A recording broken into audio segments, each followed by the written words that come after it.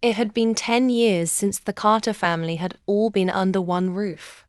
The old countryside house, once full of laughter, arguments, and Sunday dinners now stood quiet, almost forgotten, until one letter changed everything. One invitation. Emma Carter stood by her apartment window in London, holding a cream-colored envelope. Her hands trembled slightly as she read, "Come home. This Sunday. It's time." Mum. Emma hadn't spoken to her family in years. Not since the argument. Not since she walked out. She whispered to herself, "Why now?" But deep down, she knew. 2. The broken family. 10 years ago, everything fell apart. Her father, Richard Carter, had passed away suddenly. After that, the family shattered.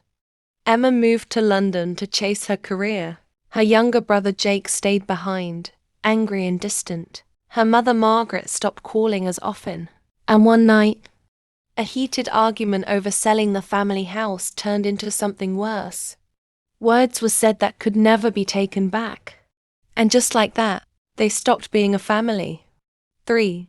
The journey back. Emma sat on the train, staring at her reflection in the window. Fields passed by in a blur. Memories flooded back. Her father teaching her how to ride a bike. Jake laughing in the backyard. Her mother calling them in for dinner. She closed her eyes. "Maybe it's too late," she whispered. But she didn't get off the train. 4. The old house. The Carter house looked smaller than she remembered. The paint had faded. The garden was overgrown. But it was still home. Emma took a deep breath and knocked. The door opened slowly. There stood her mother, Margaret. Older, weaker, but her eyes still full of love. For a moment, neither of them spoke. Then Margaret said softly, "Emma, you came." And just like that, Emma broke into tears. 5. The reunion begins. Inside, the house smelled the same. Warm, familiar, safe, but the silence was heavy. Then footsteps echoed. Jake appeared in the hallway. He looked different, older, rougher, carrying years of unspoken pain. Their eyes met. Tension filled the room. "Hi, Jake," Emma said carefully. He hesitated, then nodded. "Hi," not warm, not cold, just distant. 6. The truth revealed. They sat around the old dining table, the same one where they used to laugh. Now it felt like strangers sharing a room.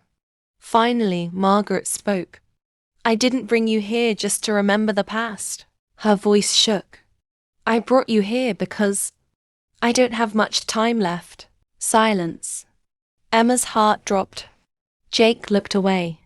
Margaret continued, "The doctors say it's serious." Emma's eyes filled with tears. "Why didn't you tell me?" Margaret smiled sadly. "Because I knew. This was the only way to bring you back." 7. Walls begin to fall. That night, Emma found Jake outside, sitting on the old wooden bench. She walked over slowly. "Do you still hate me?" she asked. Jake let out a long breath. "I never hated you." "Then why didn't you call?" He looked at her, eyes heavy. "Because you left when we needed you the most." Emma's voice broke. "I didn't know how to stay." For the first time in years, they spoke honestly. No anger. No pride. Just truth. 8. One last dinner. The next evening they cooked together.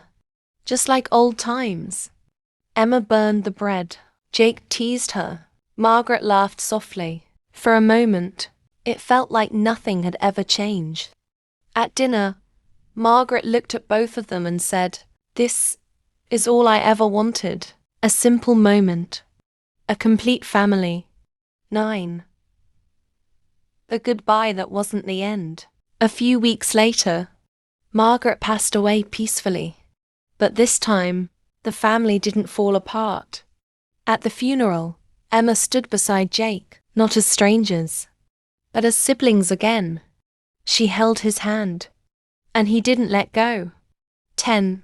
Coming home again. Months later, the Carter house looked different. The garden was clean, the walls repainted, and inside, laughter returned. Emma had moved back, not forever, but long enough to rebuild what was lost.